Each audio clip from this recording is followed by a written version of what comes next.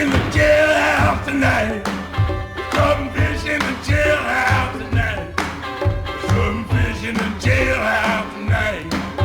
All right, look here. There's some fish in the jailhouse tonight.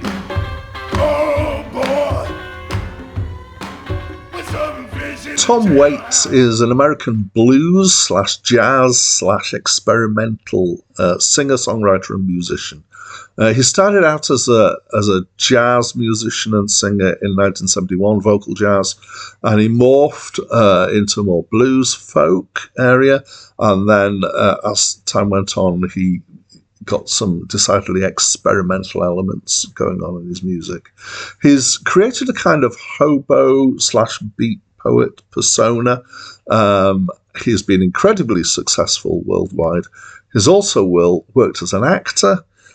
Since his first album came out in 1973, he's had 17 more. Hi, my name's Dan. So this is a compilation album that arrived on 3 CDs and 6 vinyl LPs, I believe. Tom Waits said this about the content. He said that it's a, quote, a lot of songs that fell behind the stove while making dinner, about 60 tunes that we collected. Some are from films, some from compilations. Some is stuff that didn't fit on a record, things I recorded in the garage with kids, oddball things, orphaned tunes, unquote, or end quote, sorry. Yeah,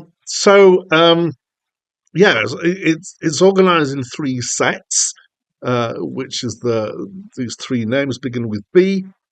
So there's Brawlers, and that set is upbeat, bluesy, Americana folk, bits of rock and roll even, all with a kind of junkyard aesthetic. I'll get into that a bit more later. And this is partly because he has this quite an idiosyncratic approach to percussion. Okay. The second is Bawlers, so these are slower ballady songs, generally more folky, and you might describe them as croony if he wasn't so gravelly. These embrace, none of this stuff can you say squarely in one particular genre, but this embraces stuff like jazz, bluegrass, country, folk, that sort of stuff. And then there's the bleepers, as I'm going to call them. And just a quick side note there. That is not the actual name of them. The word is a word that I'm not going to use on the channel. You may think I'm being overly censoring, whatever the right word is. But I just have a desire to be really careful on this channel about the things that I show, the things that I say, and the words that I use. I have enough things to contend with the copyright on this channel, so I want to be as clean as I possibly can in other senses. So you can probably work out what that word is, but I'm going to call it bleepers. And this stuff is more odd. It includes all sorts of other things, and it's quite a hodgepodge of stuff. It includes kind of grotesque vaudeville circusy stuff. It's got some spoken word stuff, which is kind of, some of it is beat poetry kind of stuff. There's some almost noise experimental stuff. It's all either spoken or songs. There's always some lyrical content. I've come across some of this similar kind of stuff in reviewing some of his studio albums, and the later stuff of his got quite experimental, and this is kind of reflective of those sorts of things. So it's a long album. It's 3 hours long, and I did listen to it twice, so I tend to do that for almost everything. But one of my exceptions is long compilations, is that I might only listen once. In this case, I did listen twice.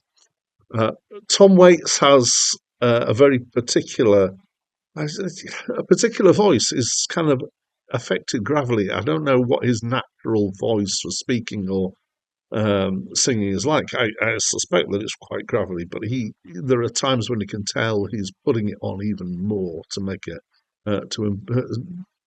for emphasis. there's a general tendency to use acoustic instruments. I particularly notice bass. I think I might not be able to say that all the bass here is acoustic bass, but he definitely has a tendency to use acoustic bass, as in upright double bass thing. And I've mentioned this junk aesthetic before, which is just kind of feeling like everything's been picked up in a junkyard and things are just being hit, and it's got this kind of lo-fi but dirty, gritty kind of feel to it. That doesn't mean it's badly done, and often it's actually quite nicely played. But it does have this kind of particular aesthetic to it, which is very consistent through all this stuff. Yeah, some things are overdriven. There's a tendency sometimes on his voice to make it sound even more kind of raspy, to get a bit of distortion going there as well. So out of the three CDs, my favourite was the first one, which is the Brawlers, which was pretty good.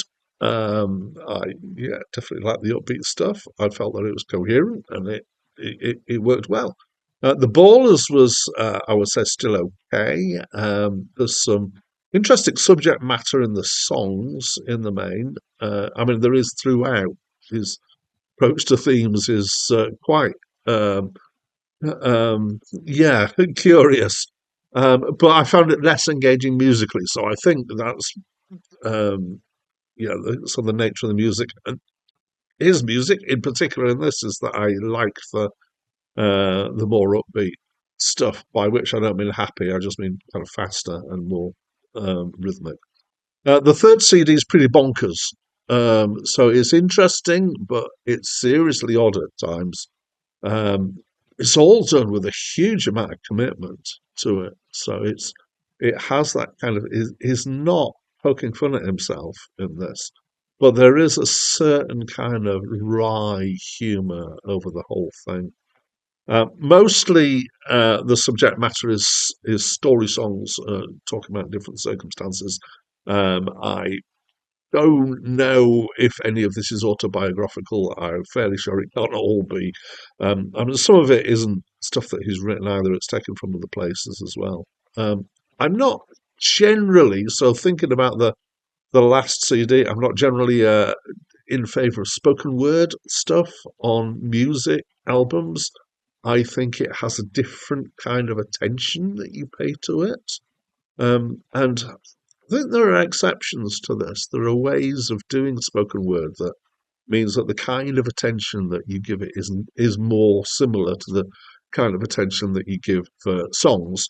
But generally, kind of spoken word stuff, I think it kind of has a very different feel to it. As a compilation overall, I think it works really well, despite its size. The themes work well. I think the compartmentalizing into these three themes works well. I wouldn't say I'm an expert on Tom Waits, but I have heard quite a bit now from reviewing some of his albums, and it feels to me like this is a good snapshot of the kind of stuff that he's done. As an album, well, I would never recommend anybody try and listen to the whole thing as one album. I would say taking the individual CDs as albums is more of a the way to go, and I believe that Tom Waits himself thought that that was the thing that should be done with it. I might be wrong with that. Um, so the first CD definitely works as an album. The second one is just a bit kind of slow and maudlin overall for my taste. The third one is a quite disjointed because of the nature of it. I found it somewhat hard to formulate an overall score for this, given that it's so big and so varied. But bearing in mind the reason I did two full listens of this when I felt I could have legitimately said, "Oh, it's too big for that," was because I was enjoying it, and yeah, I did enjoy it quite a lot. So it's got a fairly high score as a result. So that's what I think of this album. As always, I'd love to invite you to tell me what you think of this album. If you don't know it, I'm going to say go away and have a listen, but you're going to have to allocate 3 hours to do that because as I've said before, it's a huge album. Um, So yeah, please do talk to me. I love reading your comments, and that's it from me for now. They're shutting down. They're shutting down. They thought it was a monster, but it was the king. They came to his island and they